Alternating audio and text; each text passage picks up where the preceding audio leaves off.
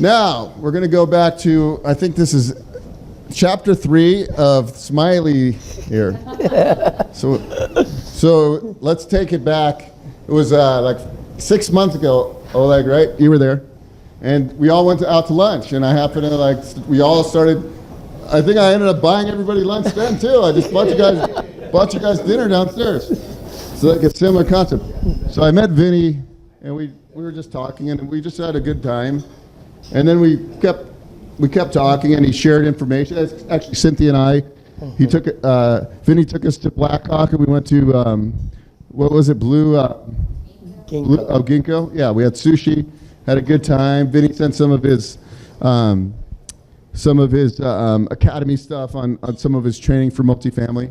And then we decided, hey, Vinny, would you come and do a meetup? And then we did our first meetup. Was it here in 1515? Yeah, our first meetup was here, and everybody loved Vinny because I think other than the fact that he has a lot of knowledge in real estate, that's great. But I think the biggest thing is his ability to be happy, right? Because you could have all the money in the world, and if you're not happy on your day-to-day grind, then you need to be doing something else. So one of the things I appreciated about Vinny was that he's happy and he has a zest for life. So I think when people have zest for life, that's great because not everybody does. And then we went to Modern China for our next session, and then we ended up staying late and we did a breakout session. So today I said, Vinny, well, we're on a roll now, so why don't we just do another session? Why don't we do another session, and we'll do this on his acquisition model, because we didn't really get into that part, and that's what everybody wants to know. What are you looking for? When you're buying, obviously he's buying not in California right now because he's getting, better returns in other places, right? Because, people in this area might be buying on a 3 or 4% cap rate on a property, but there's some opportunities. So he started to do syndications 8 or 9 years ago. Was it 10 years ago? 10 years ago, and he's done 27 syndications since that. And now he's raising a fund, and that will it's going to be a total of $50 million fund. And when you're raising funds, you do it in kind of chunks. And his goal is to buy. I think that'll buy 500 million in additional properties. So today he's going to talk about a lot of what he's looking for, and then how he's making his relationships, right, with brokers. So that's the key to get these deals that nobody knows about, right? If you have your own deal, if you become friends with the big brokers in the area, you're going to get the deals, but they got to like you and know that you're going to close. So Vinny's going to talk about how he does that, what he's looking for now, the markets he's going into, and so forth. Without further ado, everybody, a big welcome for our buddy Vinny Chopra.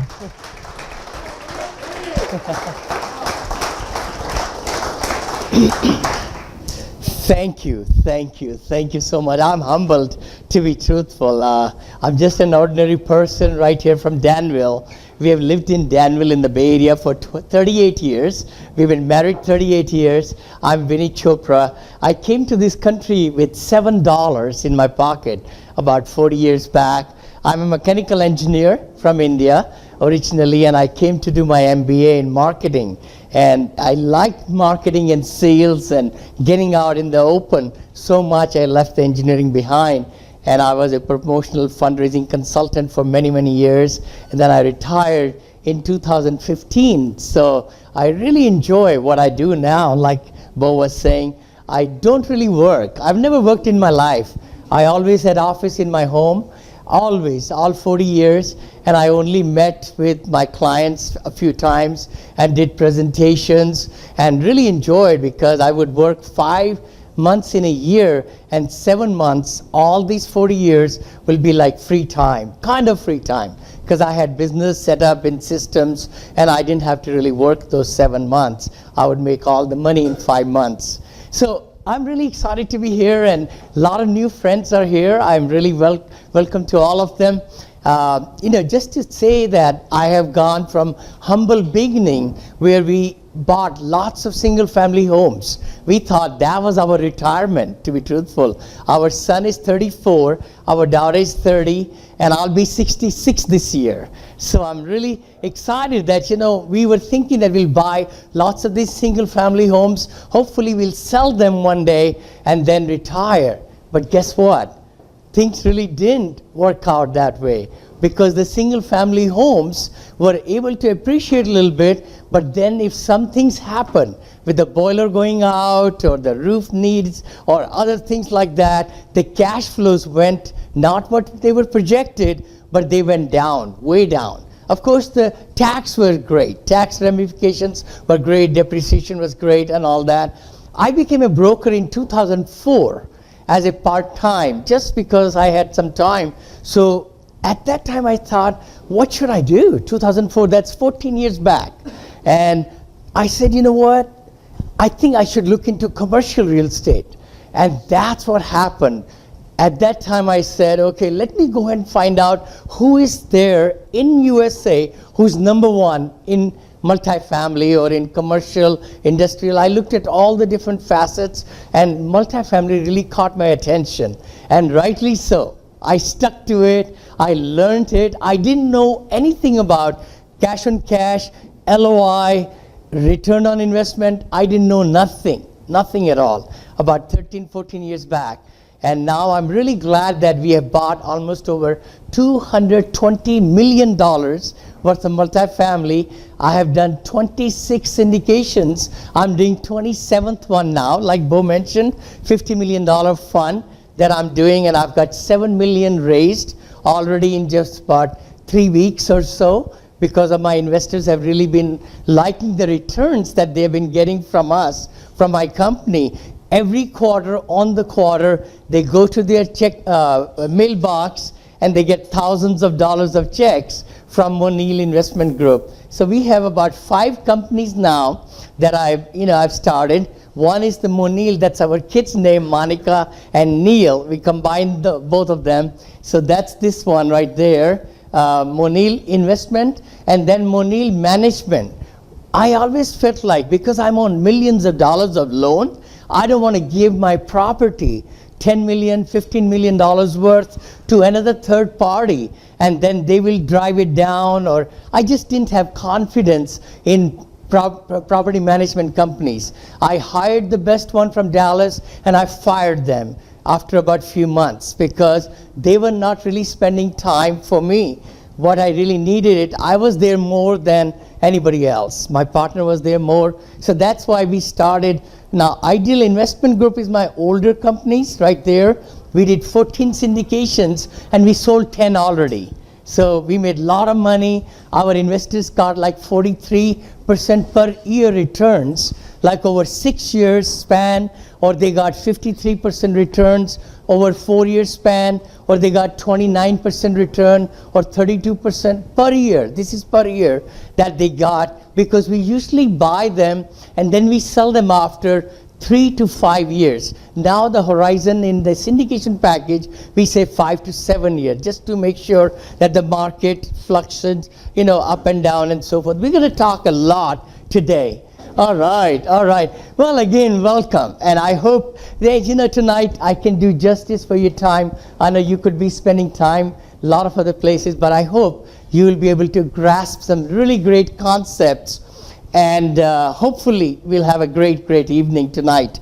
Again, my academy, we'll talk about that a little bit. My purpose in life right now is to not only do very good investments and management, maybe about $1 billion maybe, if possible. But the key thing is that pooling the money together from the investors, accredited investors or sophisticated investors, so that they can also enjoy the benefit of having greater returns. That's one thing in my mind quite a bit. The other thing is to Youth Academy, where I've started, where I want to teach the youth of America at the high school level and college level, to teach them about entrepreneurship, about really talking about finance, how to start a company at a lower, at the age of 18, 19, and then have a duplex or fourplex at the age of 22. That's my vision, and hopefully, I've done a lot of recordings already, and then Youth Academy is always free to all the youth in America, so that'll be something. Let's go here. We're going to just go, oh wow, actually we are doing a little seminar, and one of my graphic artists made this VC, Vinny Chopra, with the master in multifamily syndication. I really try to hold it down, everything in easy steps. If you'll go to my website also, you'll find the ebooks I write. I write very simple. My lectures are also like 5 minutes to 7 minutes long or 8 minutes long. I don't like to believe in fluff. I like to just give it as it is so that the ideas can be, transmitted. So this is just one of them. Again, testimonials, if you go on my website, VinnyChopra.com, I was never on the internet at all. Just in 1 year, I've been on the internet. I never had a website. My investors went from 0 to 130 without a website. No social media, no nothing at all. It was just because they got the returns and they told other people about it and their family and their friends. And also I made a decision about 13 years back that I'll take zero money from my relatives into my investment and zero money from our friends. We live in Danville near Blackhawk, and all the friends, they don't even know what I do, to be truthful. They just know that, I'm just smiling and just having fun, and a little bit about real estate. They don't know anything, and nobody's money is into my deals at all. So maybe I didn't have full courage that, I'll be successful or not. So I didn't want to face the reality. If I lose somebody's money, then they will just all over me, right? But it worked out really well. Anyway, so we got lots of testimonials, a lot of different things if you want to go and see. I've been also on the podcast, about 26 different shows in just 1 year. So I just did 2 this week also. Today's Wednesday, but I did 2, and actually Richard Soul just came out on Tuesday and all that. So all these are multifamily gurus, by the way. All these from Rod Cleef and, okay, right there. All the way from here to Joe Fairless to Paul Moore, who's written a really great book, Pat Heben right there from the billion dollar sales, Michael Blank and Ninja. All these people have interviewed me, so you can kind of listen to a few of the things, my ideas, things like that. This just came out on Tuesday. And I don't talk about real estate that much in this one. I listen to myself. They just ask me a lot of different questions about my philosophy of living, my happiness, my smiling a lot, things like that, and how I got to be where I am. So that was a really cool one. Also, I did one today at 2 o'clock with the Go Abundance One Life Fully Lived. That was a Facebook Live. I also do a Facebook Live on Fridays now at 10 o'clock. Every Friday, wherever I am, I do a 1-hour show from there, Facebook Live. If anybody wants to ask me questions or things like that, I answer right off the bat, right there. Okay, let's just talk about, I know you saw me in December, then you saw me in January, and again in February, and March, right? No, this is March. So this is actually February, which we turned into March. But I do want to ask about this one, because this is the one I covered in January, about the mindset.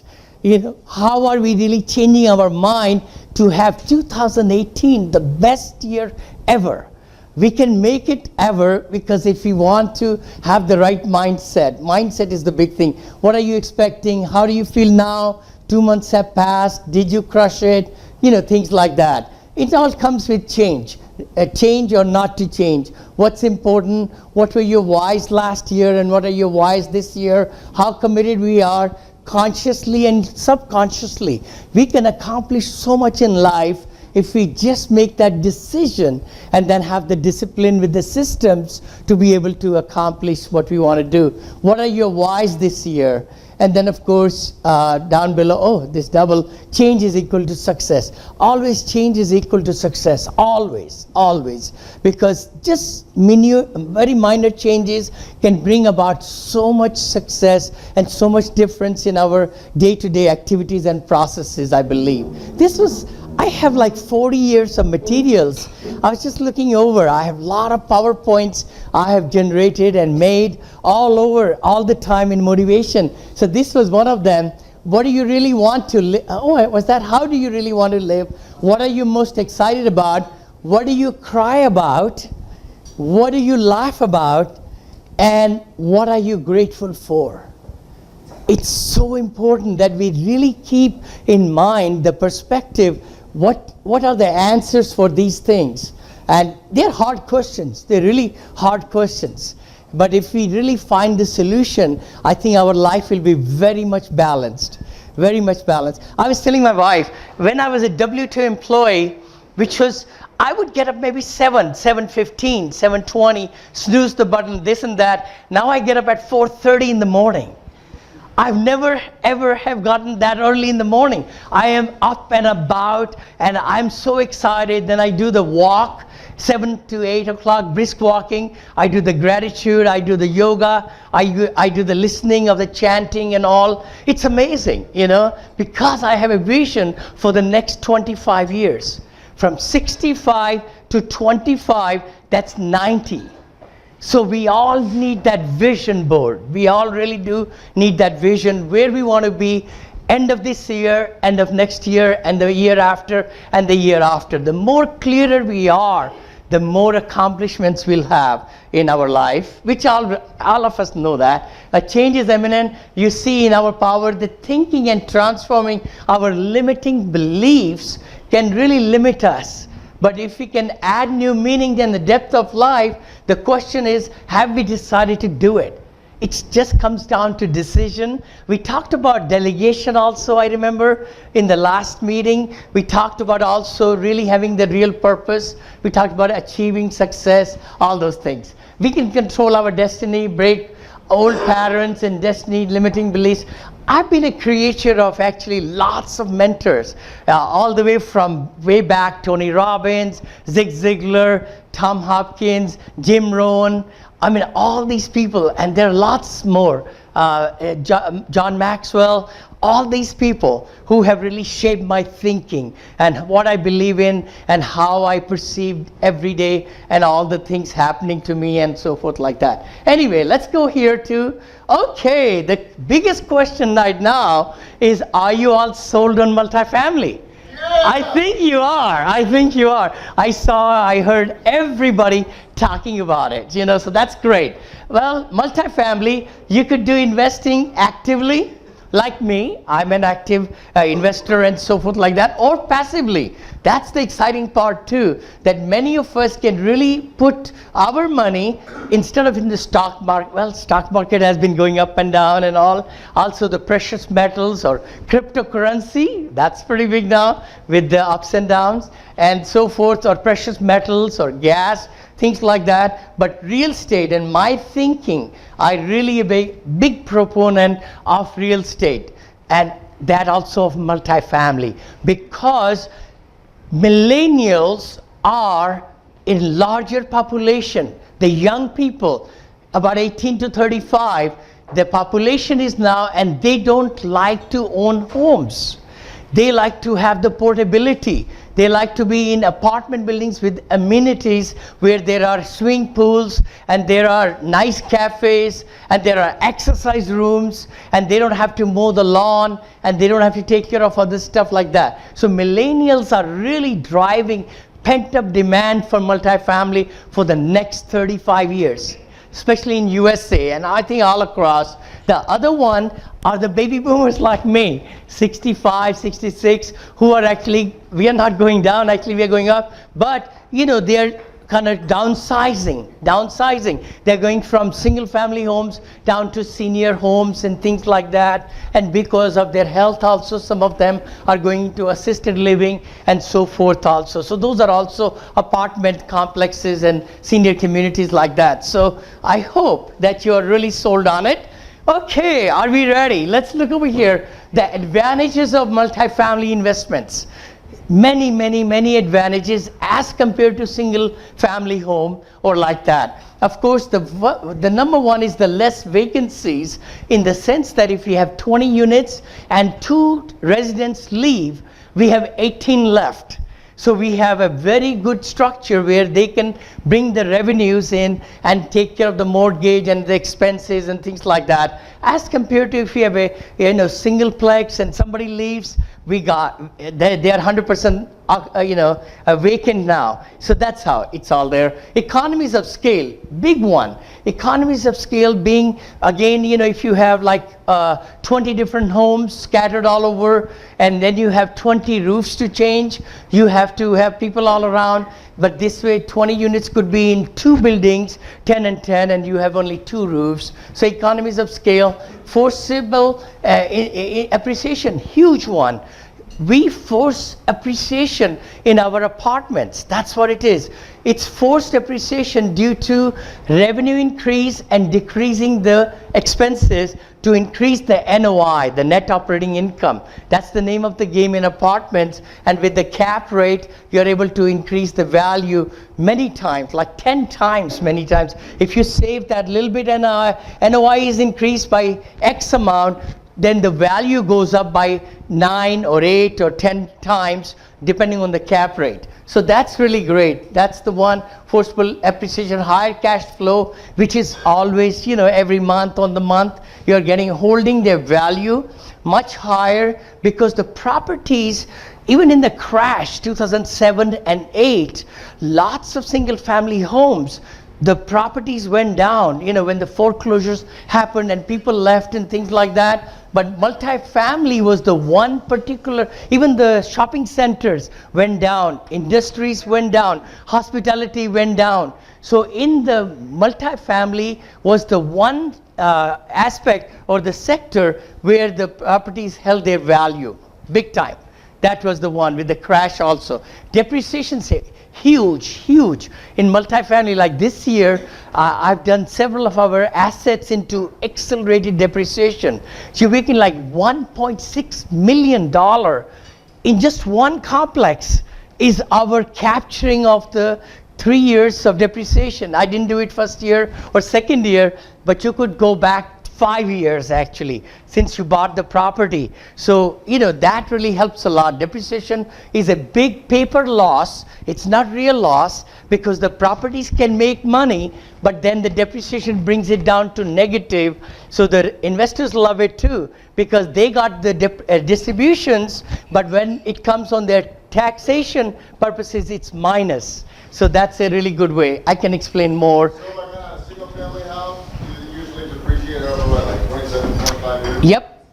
So you're saying on a multifamily, you're able to do 5 years, 15 years, and so forth, because there are like cabinets and the appliances and lots of other stuff, or the flooring on the electrical. I think in single family also you could do it, but the cost is so high. So people don't do it, accelerated depreciation. It's so small amount, but in the multifamily, it's quite large. So that's why, and I was able to negotiate. We paid $4,500 in one, and $6,000 in my Atlanta properties. Usually it's $20,000, but you can shop around and you can really negotiate with the companies and all that. So those are really great, the accelerated depreciation, and then of course the tax breaks. But let's go further. Oh my gosh, we got lots of slides.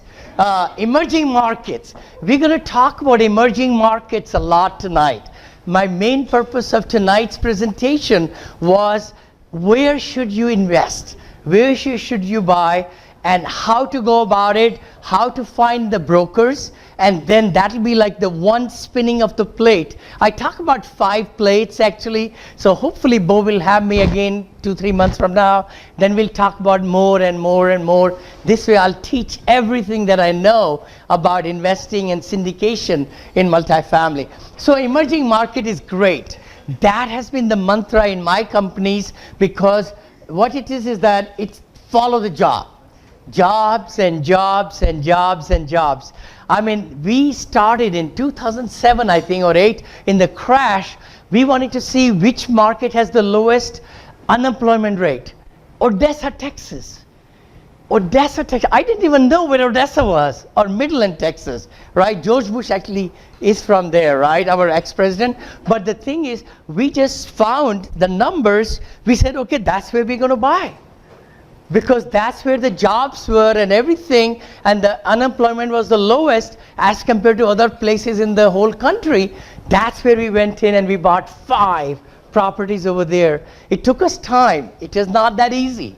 It was not. Nobody will give us loan. They will ask us, where do you live? California, Bay Area, would you be moving there? No, we will not be moving there.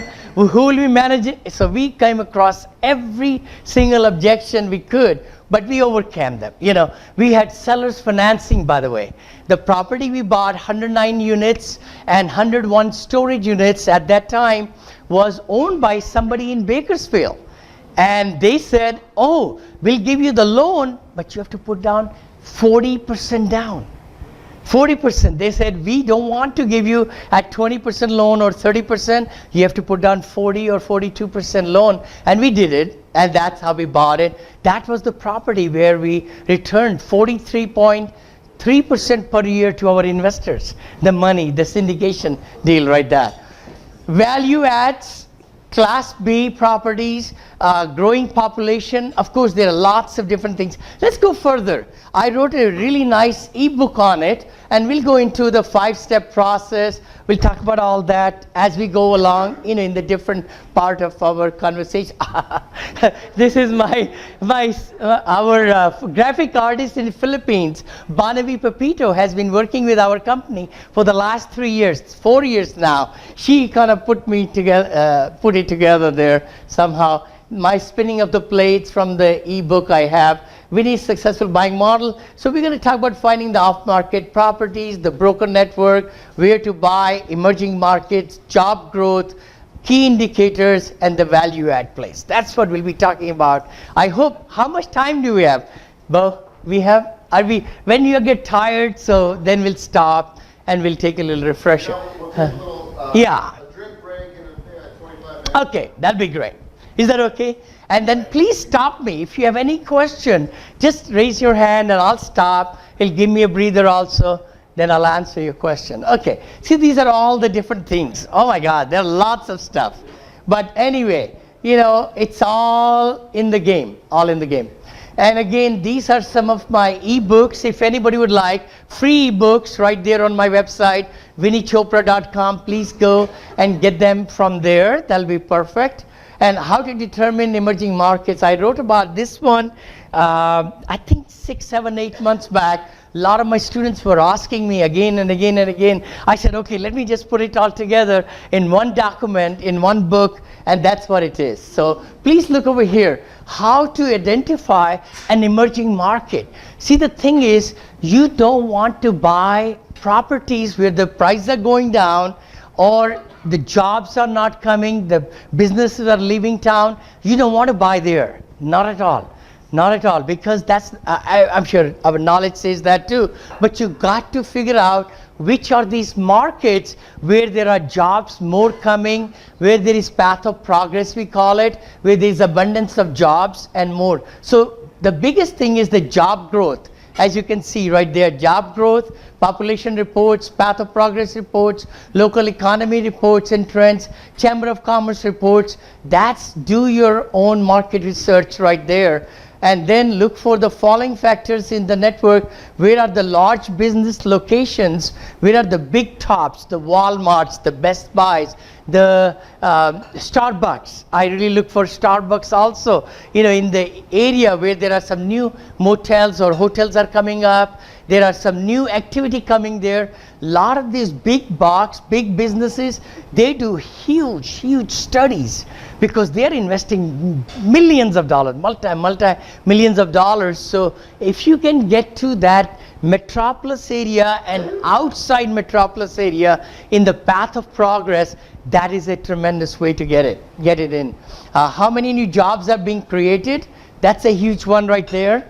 Then of course the appealing lifestyles, the rental potentials, the state capital and the universities, big box retail I mentioned. Does your market have an airport? That's another one too. How is the accessibility of the people coming in, the businesses coming in? Check out the infrastructure, and then preferred population of 5,200. I even bought less than that, like about 30,000 also in small towns, like in south of Houston. I mean, a lot of people say Houston is bad. I say Houston is good, because that's what I've been buying in the last 2.5 years, where I'm going to really make a lot of money. Well, I'll show you some of the case studies where my one of the property, 8.7, is worth about $13 million, $5 million increase in value in just 3 years. In just 3 years. And then the other one we are selling right now is 3.550. I bought 3,550,000. I built it, the 16 burnt units plus 140, and I got in a contract for 8.6 million. We are selling that one in Freeport. And then NASA property, we are selling that one. It's 150 units, bought for 9.3 million. I had a contract just before Harvey for 12.7750.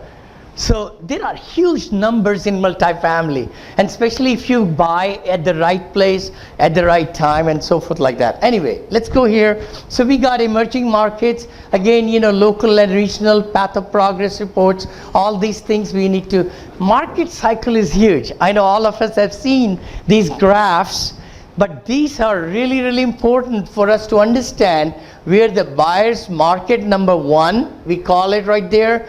Buyer's market number two is when the prices have gone all the way down, and usually you don't really find it until you are here, because you look back and see, oh my gosh, that was the lower point. Okay, so it's good to buy somewhere over here and try to sell it right over here.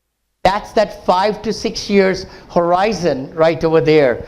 Each of the market kind of goes up and down about 8 years, about 7 to 8 years. And some of the markets are more conducive to go down and up, some are not. The biggest thing is that when we say, is the real estate going to be correcting? Yes, a lot of people say yes. And I say that too. But it's going to be local. It's going to be very, very local. If you buy it right, and if you are in that market where there is jobs are there and the businesses are not leaving town, nobody's going to, properties values will not go down. There might be a little bit correction depending on if they can't afford $995 rent. You have to reduce it down to maybe $950 or $925. Still, you'll have occupancy at a good level and things like that. So that's where you have to look at. The big thing is, that's where. Again, you might say, Vinny, which are these markets? Where are they?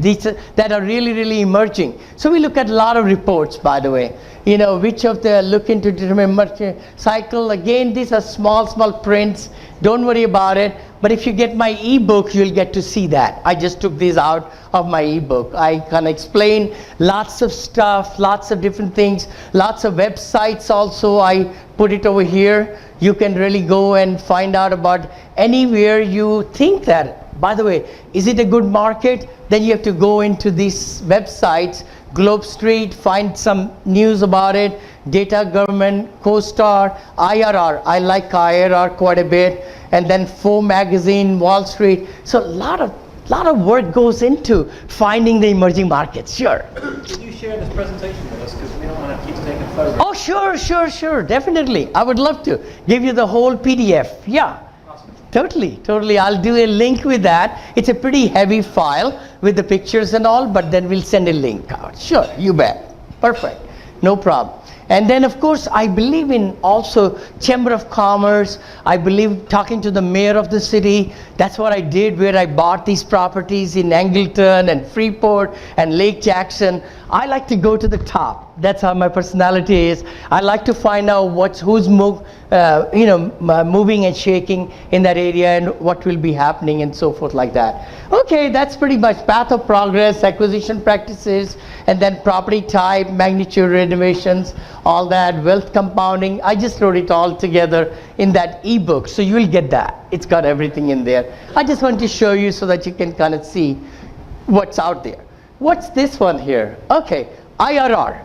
IRR is a great site, IRR.com, and that gives you actually about the viewpoint in the middle of the year, then end of the year, viewpoint for the 2018, and then also it does on the golf courses, on the hospitality, on Caribbean hospitality. That's like new ones I've seen. Then viewpoint on retail, on multifamily. That's the one I look at quite a bit right there, you know, and it teaches us a lot of things and things like that. Look at this one here, by the way. So this is actually from them. They are projecting for 2018. They're saying in recession, none of the towns or cities are in recession right now, which is true. But then this is the recovery. They're saying Houston is kind of coming into recovery. Look at that here. Wow. And I bought in Houston about 4 years back, which has already increased in value. Now my properties are even going higher because after Harvey, the product has been damaged. Some of them, we call it, some of the units got flooded and things like that. So the rents have gone up, and also more people are coming to buy in these 10 properties I bought over there. So a lot more people are coming now. I get calls from brokers and owners. They want to buy that property, things like that. So it's a good thing. But then the thing is over here, Detroit is in the expansion stage. So I know somebody was saying about Detroit right there. See, right there, yeah, right there. Jackson, Mississippi, Las Vegas. See, Las Vegas, I've heard a lot about Las Vegas, Providence, and Sacramento. By the way, Sacramento and Los Angeles are number 1 and 2, and Seattle for emerging right now. But the thing is, I had a call, right? You know, or like you were saying, that the market actually has shifted already. Many times when a lot of reports are coming in the market, that's after some things have happened, right? So actually, Oleg is a great friend right from Sacramento. He's come down tonight, and then you know, he was mentioning that Sacramento product is kind of tight. You know, it's gone up, and there are less number of multifamily available, you know, right there. But then I do talk about Madera, Turlock, I think, and Madera somewhere, that there are some room over there for buying. Look at that, Austin, by the way. Austin is right up here. In the expansion, right about here, it will go into this phase. So this is, if this is expansion in the brown, these are all the towns over there. Look at that, all these towns over here. So there are quite a few towns that you can buy into. And then of course over here, even though Atlanta is right here, I know I bought $23 million worth of properties in Atlanta. One is 100% occupied. The other one, we are going through renovations and all, and that's going to increase in value by 45% because of the value add that we are doing at villas at Riverside. I fly there on Sunday, actually coming Sunday for 3-4 days over there. And then of Washington DC, they are saying hyper supply. I know Washington DC has been hot for a long time. So everything has really gone up. That's why they say hyper supply, you know, not really buying over here. That's what they mean. And then it will be going here into recession. But nothing is in recession anyway. So that's a good one. That's a good one, you know. I hope you could all see that. Let's go here, urban land. That's another good one. I mean, there are lots of places you could get information about emerging markets, you know. And this one over here, look at that, Seattle, number 1. Wow. It was number 2, came to number 1, and Los Angeles was number 1 last year, and now it's number 2. So Seattle, Los Angeles, Sacramento is, I think, number 7, I thought, or 8. Right over here, there it is. And then of course, you know, big towns, I went to San Diego actually last year to look into multifamily, and again, it's up to you. You have to do a lot of research. I decided not to, you know, invest over there. But you have to really take your picks. You know, you got to take your picks where you want to go and so forth. Like Oakland is also emerging, guys.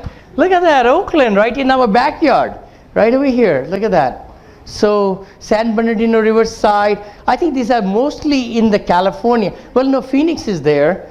Denver, Atlanta is 15, And then Orlando, I hear lots of news about Jacksonville, Florida, and also Orlando, Florida, quite a bit, emerging, Tampa, Florida, like that. So this is what, again, please don't take it for granted. I mean, I said disclaimer, these are just my suggestions, from what I have seen and heard and saw and researched. Please do not do your own complete research before investing, because you have to really make sure.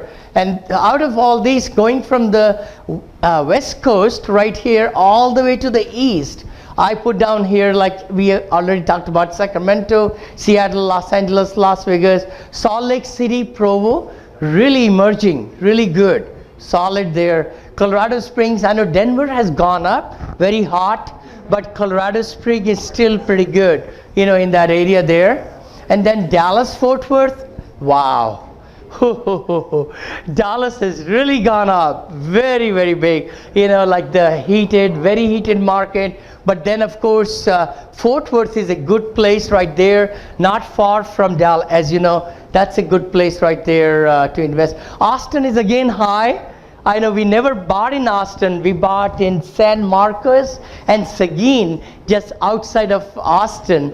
And San Antonio, we bought a lot of San Antonio in 2010 and 11, and we sold it all. So, we made our money and we sold it in about 4 years or 5 years. Houston, that's where I just got into. Houston, south of Houston. I never purchased in Houston in the last 3 years, but I always really wanted to get outside of Houston where there is less oil dependency.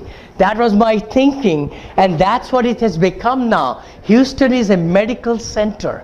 Huge, huge, huge, with the, H.T. Anderson and others, and also, all these different retail and bio and all that. So it's a huge market right there. Houston is very different now. Nashville is amazing. I mean, it's also heated up, pretty much heated up. When I say heated up, means prices have gone up. A lot more people are coming to buy for the last 5 years, 6 years in Nashville. So that's a, Chattanooga is a little bit better than Nashville. Cincinnati, Columbus, Dayton, all that area is really emerging pretty good. I know I didn't put Cleveland. Somebody was talking about Cleveland. Yeah, we are going to a seminar. That's right. We are going with John Burrs there. We had a special auction, so we had bought a ticket there. Yes. And then Raleigh Durham. I'm big on Raleigh Durham. I have boots on the ground over there. We are underwriting properties and all that. So we are really big in Atlanta. We are big in Fort Worth. We are also big in North Carolina, South Carolina. And I'm thinking I'm going to have boots on the ground in Orlando. I really like Orlando.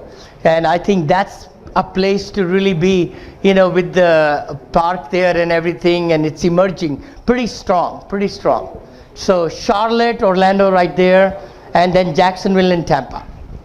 Any questions? Yes, sir. Hold on. Okay. No, sir. Talk about Vegas. Okay, now Vegas, again, I love Vegas. Sorry. I love Vegas. The thing is that I've not done too much research, but from what I have seen, there are opportunities in Vegas. Again, I can't really give you full answer for it, but you will be able to look at it and see. I know some people who just closed on a couple of properties in Vegas.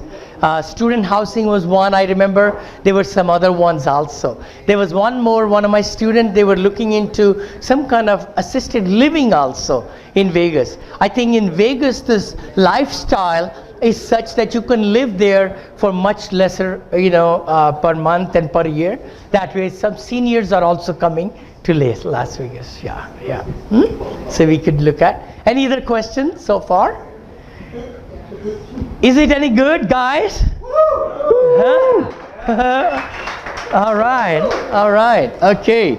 Let's go more. Okay, these are Moneil investment assets that we have purchased, I think worth about over 175 million or so in my company. I'm the CEO of that company, and that is 192 units right there, Albion. We're going to do a case study on Albion on value add. So I thought that might be kind of good. And then we can talk about brokers also. We'll talk about brokers. As I go through each and every property, you would not believe all these 12 properties that I have purchased in the last 2.5 years have been napkin listings. Have been what? Napkin listings, not even pocket listings.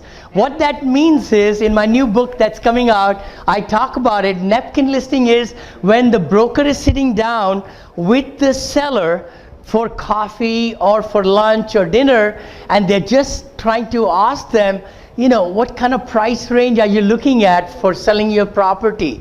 And they just get the address, they write it down on a napkin, and that's the time with my network of brokers that I sold them who Vinny is and what my background is and everything. So they were able to give me the address of the property and then the P&L, profit and loss, and rent roll. That's all I need, just those three things. The address, the P&L, and then the rent roll, and I do my own research then after that. I do the underwriting, I designed all the different systems to do all the things, and within about 24 hours, I can pretty much put a LOI, letter of intent, to buy the property. That's how it happened over here, by the way.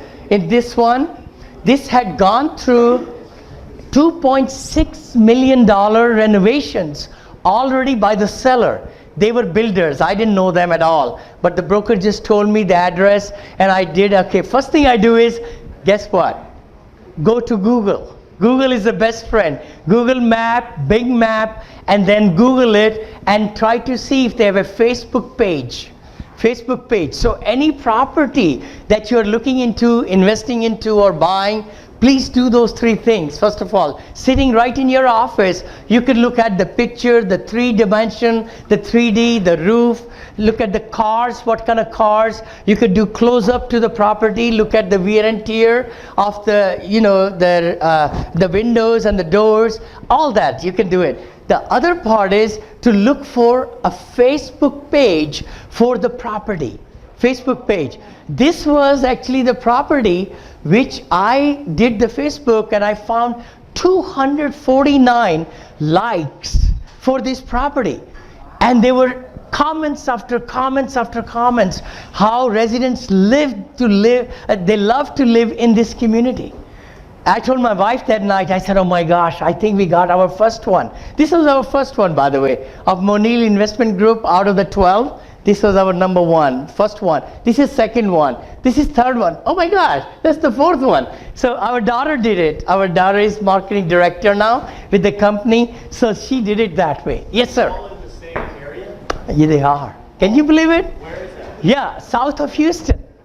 South of Houston. What's the average number of units that you're targeting to purchase? Good point.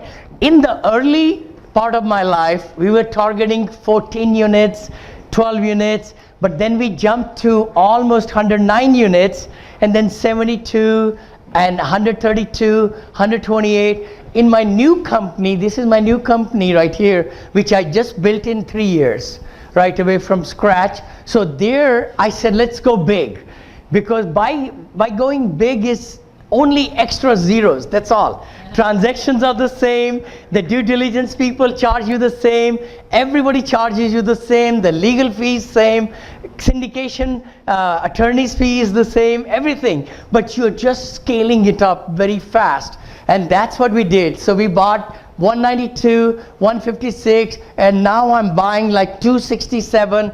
The one we are underwriting now is 400 units and 500 units. So the sooner you get to a bigger number, the better, But the thing is, I would also like to say, syndication is the way to do it. That's what I live in. I have money, but not as much money to put down millions and millions of dollars for this $250 million. You have to put down a lot of money. But in the syndication world, there is money flowing all around you. I always believe that. There's so much money all around you. If you just thought about it and put it down on a piece of paper, how many people you know, they are investing in stock market or precious metals, or they have money in retirement accounts, or they have money in the cash and things like that. So they are the ones. Yes, sir. Please go ahead. Made all these purchases. Are you now the property manager for all these? I'm the CEO of the company, so actually I own all of these and I manage them also. I'm the CEO of the acquisition company, Moneil Investment Group, and I'm also CEO of the management company also. So we have 67 employees, full-time employees that we have who manage. Like over here, we have 4 full-time employees who are right there. I pay $52,000 to the community manager, about $46,000 per year to the lead maintenance. Leasing agent gets about 42,000, 38 to 42, and then the assistant to the lead maintenance, I pay out close to $1,100 times 192. How much is that? I pay about $225,000 in payroll just to, manage this property, this one right here. And of course then with that tax and everything. I would love to show you the P&L. I think that'll be great. That'll be a case study of value add and so forth, because then you will see the purpose behind it. Oh, this is the property, by the way, that I just mentioned a little while back, which they had 16 units burnt and 140 units was working. And I bought it in 1 hour, When the broker told me, I was in the car, they said, Vinny, this is a great property. I said, okay, how much should we offer? He said, $3 million. I said, go for it. Let's write it out, LOI, $3 million. Within half an hour, the counter came at $3.5 million. I said, accept it. So that was, and now I'm selling it for $8.6 million. How many vacancies do you have? Vacancies, usually I would say, probably most of my properties are in the 94 to 98% occupancies. These ones right up there. The ones which are struggling, I would like to say that. I do have these ones struggling a little bit right now. Montera, I bought it for $18,000 per unit. From a couple, somebody, I didn't know them, but from San Diego, they wanted to sell that. Oh, I should be coming this way too, right? On both the sides. Right? Or should I be here? I know the camera is on this side, so I'll have to go. Thank you, Tom. Thank you. Okay, but anyway, but that's a good question. So like this one, Montera, I changed the whole thing. We'll do next, when I come back, I'll show you the before and after pictures, what I've done to it. I bought it for $18,000 a door, 84 units. They are the biggest units in town over there in Bay City, which is a kind of like tertiary market, and we changed the whole profile. It was a C- property in A area. That's why I bought it, and now it's going to be worth it. Are you increasing the density? Like, are you changing, 2 bedrooms to 4 bedrooms? Okay, good. Good point. Very good point. The question was, am I increasing the density? What that means is, am I changing the units to make them more units or less units, kind of like that? No, I don't do that at all. I just try to keep 1 bedrooms. When I buy it, I keep them 1, 2, 2, 3, 3, like that. The main thing is, we are able to do renovations, exterior and interior, and then we give very good product. We put the dog parks, we also put the cafes in the residence center, we take care of the swimming pool, then we do lots of other things where then the community changes. From the people who are delinquent or things like that, we get them out of the lease, and then we bring new value, new customers, new residents into it. And that's why by increasing the rents is one value play. The other one is rubs. Anybody knows about rubs? What's rubs? Rob? Yeah, rubs. Not rubbing like that, but yeah, it's the ratio utilities bill back system. What that means is, like in Texas, we could charge 85% of our water bill, our sewer, trash, and pest control bill. If it's like $150,000 for the year, 80% of that we could charge it to the residents. So they not only pay the rent, they also pay the RUBS amount, plus they pay electricity, because electricity is individually metered anyway. So, and they pay cable and all that. So that's how we increase the value. We increase the value by forced appreciation, we call it, which is we increase the rents and increase, and then we take over management, Moneil, our culture and everything, so we reduce the expenses. So that's what increases the NOI. We'll look at it, I think, in just a second. So let's go further, and we can... Texas? Huh? Is that just in Texas? These are all in Texas. This is Georgia, by the way. I just went to Georgia, right here, these two. And now I'm going there again on Sunday. You do the rubs there? Oh yeah. Anywhere? Oh yeah, you can do RUBS everywhere. I don't know about California. I've never looked in California. Oh, you can? Yeah, I think so. You can, you know. So anyway, any questions on... Yeah. There were a couple of questions. Please. What percentage is like 55 and up or senior? Good point. I don't know if I could give you exact answer for that, but I would say most of our residents are who have jobs because of the jobs around there, but I'm sure maybe 10% might be seniors, I would say. I know I just sold Cambridge in the same town where this property I bought. We bought another one in 2013 with my old company, and I remember the community manager said, Mr. Vinny, I can't believe it. We are 100% full. I have 25 families in the waiting list. They want to live in Cambridge apartments. I said, what? What are you saying again? Say that again. She says, I've got a list of 25 other families who want to move into this. I said, oh no. What's happening over there?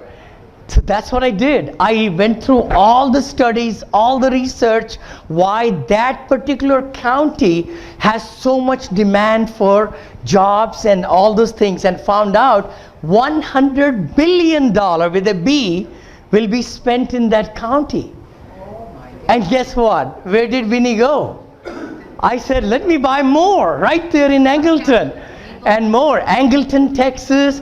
Then I went to Lake Jackson. Then I went to Freeport. Then I went to Texas City. Right, small towns south of Houston, and that's where all these are. Can you believe it? Wow.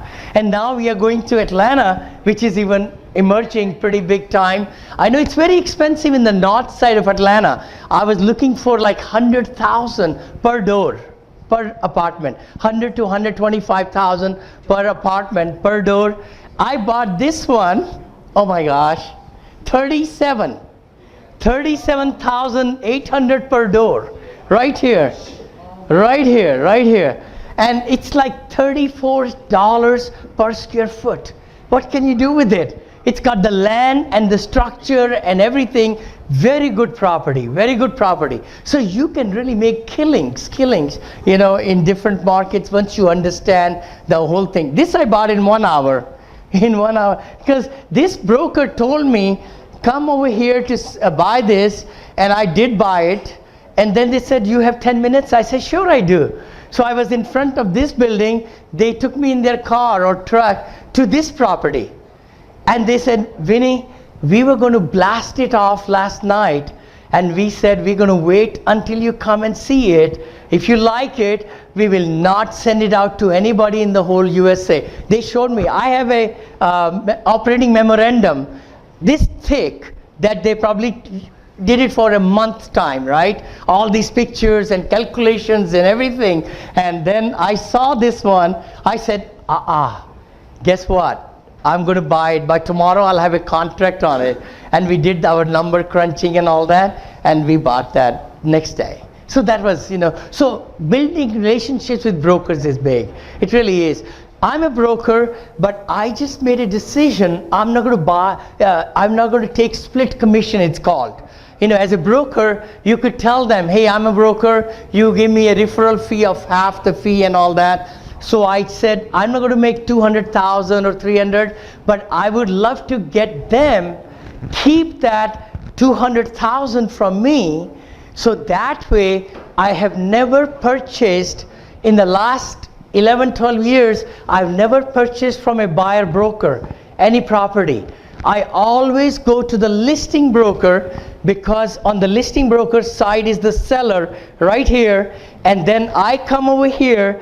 The listing broker becomes my broker also, dual agency. He's got fiduciary responsibility to the seller and the buyer, me, and he makes double the commission. So that has been the key thing, where they love to send the deals to me rather than to somebody else. They would love to sell it, right before even it gets go to anybody else. LoopNet and all that is like 5 levels of layers. I mean, the properties that come on LoopNet are picked on so many times, and if nobody buys them, then it comes out on the top, anyway. Anyway, but you could find sometimes really good ones too, not to say that. Okay, I hope I answered some questions, right? There was a question here. When you sell, Mm-hmm. do you let those sellers, those buyers, use Moneil Property Management, or is that only for you? Only for me. Only for me. See, I am a broker here in California. In Texas, we have to have a broker in the staff, and I don't want to manage anybody's property. It's a lot of work. It is a lot of work. So I will not. No, it's only the properties that we purchase, we manage. Yeah. Okay, let's go further. Yes, sir. These properties that you're purchasing in different states have any type of local rent control or? Okay, good point. Very good point. I know this is very common here, right? Oakland is also going through. Oakland's an emerging market. Yes. I think in Texas, like if they don't pay your rent, you can bring a gun and just get the. But you can get them out within 3 days of eviction. It takes maybe no more than 10 days to get anybody out there. They're not paying their rent. But you're right. There are some restrictions. If some seller has taken HUD loan, it's called HUD, and they get some special favors, then you have to give a portion of your whole complex to low-income people. Yeah, that's how it works there also. I didn't buy. I always have bought conventional properties with no restrictions, except for Lura. I think this one has Lura on it, but it was a beautiful property. It's all townhomes, brick building, everything. I think only 18% of the people, and the level is so high. It's not in a very restricted range, but it's in a small restriction. But that's the only property I own in the whole portfolio that has some, Lura in it. It's called Lura, L-U-R-A. Yeah, L-U-R-A.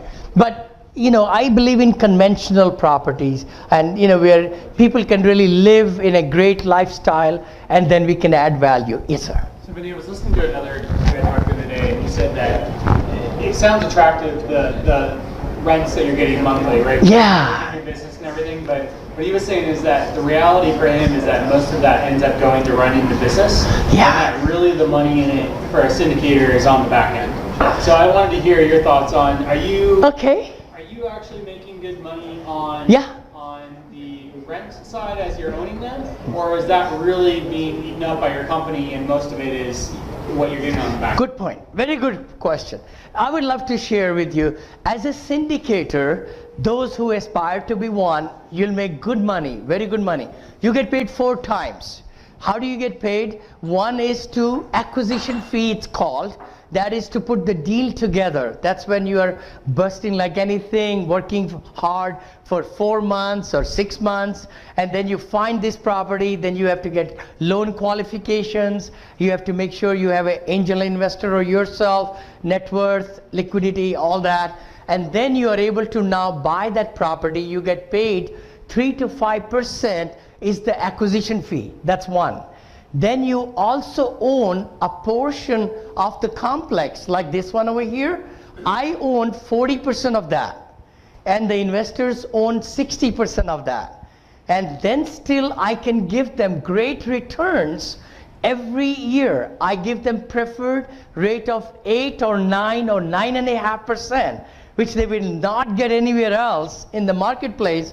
That's guaranteed. They get paid first, I get paid second. They are Class A members. All our investors are Class A, we are Class B.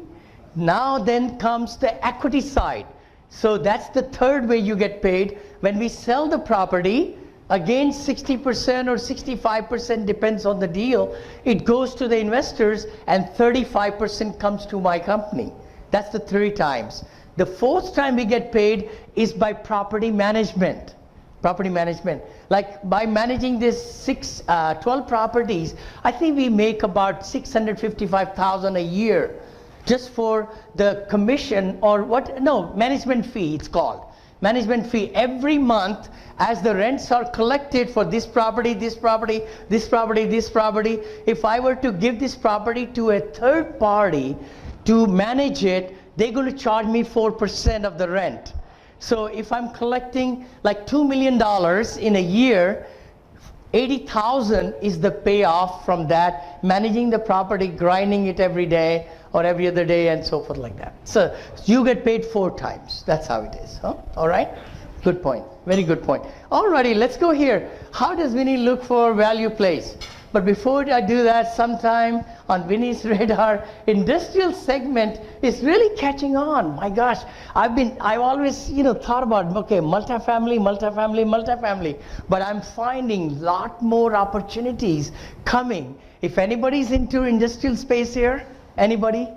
Industrial space? No. Okay, that's another thing. It's kind of like a multifamily with very less expenses.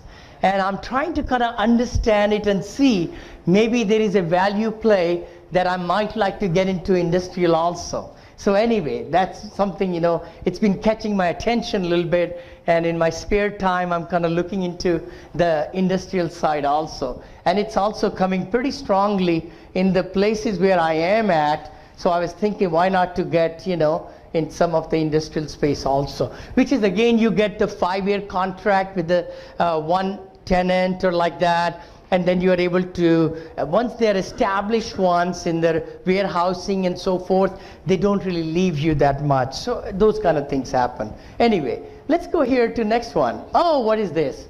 Okay, this is the Moneil the website, where we have lots of question answers for why multifamily, investor education, news and things like that. That's our website, which is Moneil, our company, invest.com. If you'd like to see that, what we look for in value plays. Okay, we did talk about that a little bit already. And that is, we look for poor supervision of management companies. That is the number one thing we look for. The property I just bought for $37,800 a door or per apartment, 267 units.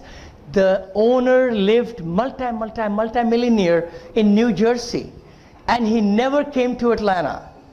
And his managers were ripping him off left and right. And he didn't know. I mean, he thought that he's doing a great job and everything, but that value play came into existence, and that's how we bought it, and now we're going to increase. We are doing wonderful things at that property and so forth. So poor management is a big value play. Mismanagement, that's another one. Oh my gosh, that's a big one too. Mismanagement or self-management, mom and pop, we find a lot of time they are also, where the value place comes in. If they are not running the property right, expenses, you can look at their P&L. If the expenses are 72% of the total rent collected, it's been mismanaged. And we have bought several properties like that in the past, but it should be in the 50-50 or 46 expense of the ratio of the rents and so forth. That's a good way. Deferred maintenance, that's a big one. Deferred maintenance is another thing. It's a value play, because if you find a property where the wear and tear is coming, but then you're able to get a good price on it, then you can put 3,500 or 7,500 or 9,500 per door. If you can allocate it in your equation, that much money, like for example, we can go back to the 267 units. I raised $900,000. Almost 24% of the raise from my investors went into the property itself. So we were able to buy it so cheap, but 900,000 was in the bank at the end of purchase, so that we could upgrade the property and so forth. During the due diligence, with some really great connections and everything, we found that we could even defer. We found some more deferred maintenance items, and I wrote a big letter, which I have knack for it, and all that, and I said to the seller, give me $700,000 at the closing. 700 on top of paying that low. I had the audacity to ask him to do that, right? You know, and then guess what? He countered after 3 days. He says, I'll give you 300. I said, well, not acceptable, not acceptable. And these are the things, blah, blah, blah, blah. Long story short, I got $450,000 at the closing, you know, and now I have 1.350 to put into the property, 267 units. It's a gated community, but the gates have never been used for 2 years. You know, so we're going to transfer this C class to a B class, and we just ordered the play structures and the residence center and the new furniture and the new golf carts. They've never seen golf carts. So I bought for both the Atlanta properties 2 golf carts, one for the maintenance and one for, you know, the residents and like that, taking them around. It's like 20 acres of land. 20 and 30 acres of land, there's a big lot of place. So, sir. You're able to pass on as an expense to the residents also? Okay, you cannot really expense the residents. All you get from the residents are their rents, you know, right? So increase in rent, yeah. You know, because once we renovate the properties, new fixtures are there, new ceiling, new tone colors, all that, new granite, new this, new that. The resident is going to pay higher amount, yes, but you cannot expense them, but you can charge rental. I think we should take a break. Is that okay? Yes. I know I've been talking. A couple people here have requested to go to the bar and get a drink. Ooh, all right, let's do some drink. So, All right. so anyways, Oh boy, I hope I didn't put you guys to sleep yet. he's good, but Thank you. we got a 1515 is so gracious. Let's talk about the value place. I thought as a case study, I would love to bring to you live example. I mean, that's the only thing I know. This is one of the property that we purchased, and we did these things. We did the media center in the leasing office, parking lot repaired, installed pet stations, resurfaced pool, signage, curb appeal, sturdy flagpoles and all that with the flags, installed the RUB system, utilities built back, increased the rents and upgraded fixtures. Look what has it done. That's the P&L of the property for 2017. 2017 from January till December, we collected 1.69 million, and then the last one we made $395,000 bottom line after managing it and everything. So that was after paying the mortgage, after paying the taxes, after paying the payroll, after paying everything, taxes, everything. So sleeping or waking up, we were making $1,000 or $1,200 a day kind of thing, right? You know, not bad, not bad. Let's go to another one. This is from my presentation to the investors. Nice to meet you, you bet. Such a pleasure. Oh, thank you, thank you, thank you so much. Sure, you know, so this is my presentation to my investors. They love me, they do, because we give them 2%, 2% each quarter, and at the end, the fourth quarter, I do a presentation to them. Every quarter, I do a live presentation on my GoToMeeting or Zoom. For the last 11 years, I've been doing it. I love to prepare PowerPoints. Every quarter for every asset we have owned, we meet with the investors live and they ask me live questions and all like that. I enjoy that. But this is what we did. Look at that.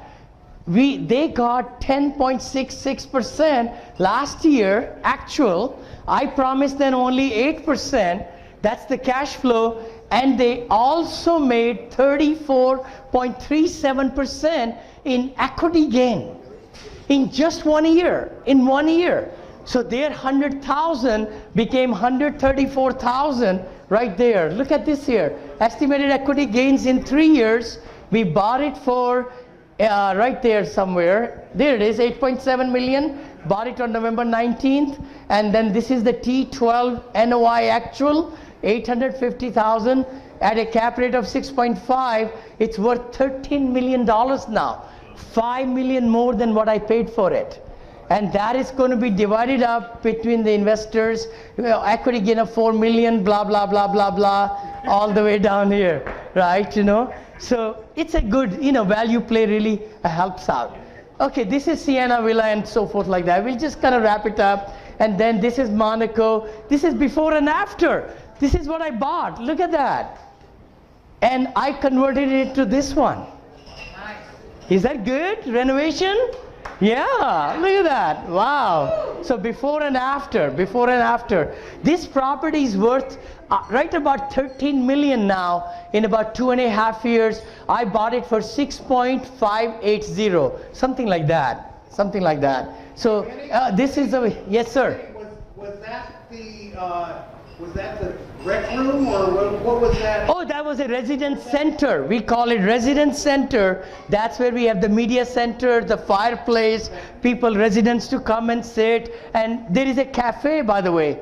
There is a cafe also right there. This is what the cafe looked like before, and this is what I did with it. Look at that. So it's a beautiful curing machine, cookies for all the residents all the time. We keep them all pretty stocked up, so that we give value to the community, right there. But this is the fun. I just wanted to kind of share that with you.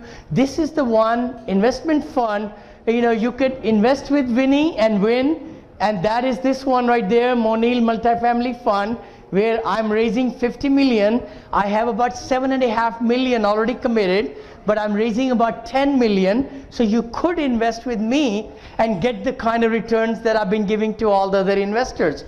You have to be accredited investors to be in the fund though, accredited investors, which is like $1 million net worth or making 200,000 per year or 300 in the household per year. You can make that or learn from me. So this is the one, multifamilysyndicationacademy.com. What my real purpose in life now is to kind of, a lot of people are charging 30,000, 40,000 just from investors, just to teach them small tricks. And I want to do it all for $1,000 or whatever. And I give all my templates, all my brochures, all my underwriting, everything I know. So I've been recording now quite a bit, and that's what we have put it together into Multifamily Syndication Academy. So please check it out if you want to know more about, and if you want to, do what I do and things like that. So this is the website, 50 million fund. It goes all the way into it, and then advantages of the blind pool and so forth like that. That's my last slide, and we'll go ahead and answer some questions if there are any, or we can wrap it up. There's a question over here. Yes, please. Minimum is 100,000. 100,000. 100,000. 100,000. Yeah, 100,000. I know. I just got an email for $700,000. Our, one family from Walnut Creek has been investing with me for the last 10 years. And they just sent me an email. They said our son and both sons and us, we are going to bring in 700. I got another email for 250. I got another one for 250, another one for 500, another one for 200. So I've got about 7.5 million raised in just about 2-3 weeks that I've just opened it up. So not bad. Yeah, yes sir. How do you underwrite your deals and what cap rate are you looking for? Okay, good point. I don't really believe in cap rates. I only believe in cash on cash. Cash on cash is the name of the game. That is the total cash, like 395,000 we saw. That was the total cash, right? We got at the end of the day. and then you divide that by how much did you put into it. So that's the I look at cash on cash of 12%, 11%, then it's a good deal. 11 to 12% is a good deal, cash on cash. But I would love to show you my underwriting. If Bo invites me in a couple of months or whatever, we'll show you the whole scheme, what I do, how I've perfected the things, and all that. I think what we should do is maybe do that on like a Saturday morning. Like a whole... Yeah, where people can focus for a half a day. That's a good the idea. classroom style. Yeah. I think our attention after 40 minutes. Yeah. With this crowd, these guys have been good, but all those people that left, they're bad. They can't concentrate. So. I think they got the message. Yeah. They did. Yeah. Early morning though. So yes, we'll do it. Underwriting. All right, we'll do it. We'll do it. Any other questions? Any questions? Yes, sir. I'm just curious, when you have a fund like that, so let's say somebody just said they're going to give you $700,000. Do you start returning them money? Good point. When they give you the money? I'm so glad you asked that. Very good. I've been working on the fund for the last 6 months because I want to make sure I totally understand what this is entailing. So I've hired a Beverly Hills fund administrator company that'll be overlooking and doing the audits and everything of the fund. The biggest part is when people come into the fund. So we have put together like a 2-month period where people can come in and then they get paid 1% of the money on what they invest in, but we don't take all their 700 like the family is saying. I'm only asking them to put in 20% of the money commitment. So they will only be wiring $140,000 into the fund LLC. We never commingle funds at all, never ever. So we will form an LLC, Wells Fargo, all the money will go there. So 10 million, I'll have 2 million sitting in the bank, 2 million, and I'll pay 1% interest of that from the day of the wiring up to the day of the closing, because after that the preferred rate of 8%, we are giving 8% preferred to those. But there is also a penalty. What is that penalty? If some people are coming now into the fund, like 10 million commitments, year later some more investors are coming in into the same fund. It's called truing up. Truing up is the word. So they have to pay 108,000 to equal to 100,000. Just like everybody knows about that, you know. So there will be cash calls. Cash calls will be based on the commitment.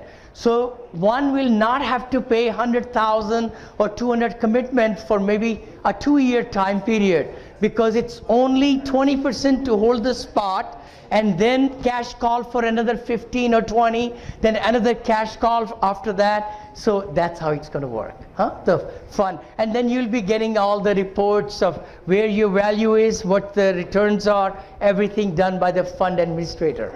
That's how it will be done. I hope that answers. Yeah. You know, because it's very, very true. And that'll be my last fund, by the way. You know, I'm 66. I'll be 66 this year. So this is going to take me for another 4 or 5 years or 6 years. I'll be 70 some then, you know. So that'll be my last one. But we are raising only like 10 million now, 10 or 12. We'll stop it. But with the same paperwork, we can open it back up again in about few months. Once we have deployed that 10 million, then we'll raise another 10 million. We'll stop it again, then we'll raise 10 million again. That's how it is. Same paperwork. It saves me money and saves investors money and all that. Yes, sir. Please. Vinny, so I have a question. Yeah. You have different levels of investors here right now. Yes. What would you suggest to the people that are aspired to become what you do and how you do it? Very good question. Very good question. You know, it took me a long time to learn the art. I mean, I'm speaking now from off the cuff because I've done so much. But I did really grind. I mean, for 9 months, I could not. Nobody really, even though I paid for tuition and all that to learn, but you got to do it, right? Yeah. So we did the coaching, we did other stuff. It took me 9 months to buy my first property. but you had to be really positive. You had to grind it every other day, make sure broker calls are happening, you're underwriting the properties and things like that. But after that, it was like this. Once the start happened, it just went every month. Like these 12 properties, I bought one asset every other month. Every other month. I bought 12 in about two years and 5 months. So every other month I was closing 4 million, 3 million, 7 million, 8 million, because of the money was coming in so fast and the properties were coming so fast. But you know, it's a hard, I mean, there is no easy solution. I'm so sorry. And I think we actually, where was I last night? I was in Burlingame at a Fortune Builder meetup, and we were talking. Oh, you were there. You were there, yeah. Daryl heard me talk last night. But really, it comes down to, and I'm like, everybody's to blame for it, but I'm the biggest. Like, the only way you're going to be successful is to do fucking work, right? Like there's no magic pill, guys. Like, unless you like, I'm fortunate because Vinny is adopting me, and I get like 25% of the estate. But like for you normal people that don't have a Vinny as a father, you guys have to actually go out and work. I'll help you. You know, I mean, you know, if you underwrite and things like that, we can look at the deal and things like that. I would love to coach. Not too much coaching or mentoring, because I know I want to go away from that. But the thing is, something came to my mind was. Oh boy, what was the idea? Oh, by the way, I just mentioned about 8% preferred, but then I sat down with my team. So we said, okay, in the fund, we need to raise $50 million. So we are giving 8% from 100 to 249,000, but from 250 to 499, it's 9% preferred, and over $500,000 investment, it's 10% preferred. So actually we are giving higher percentage preferred rate for the investors who come in with a lot more money. That's annual.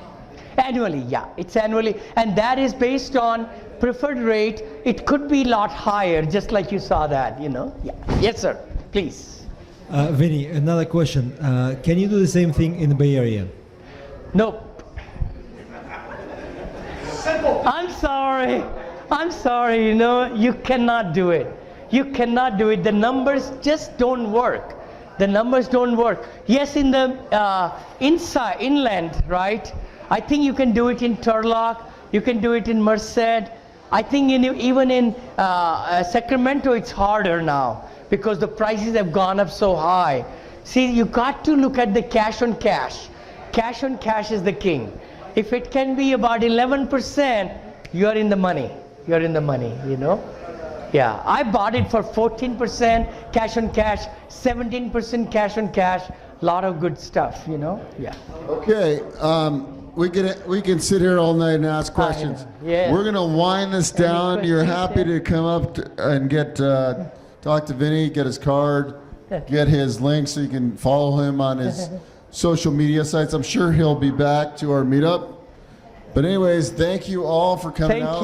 Thank you guys. Thank you so much. Appreciate that. Thank you. You guys are awesome.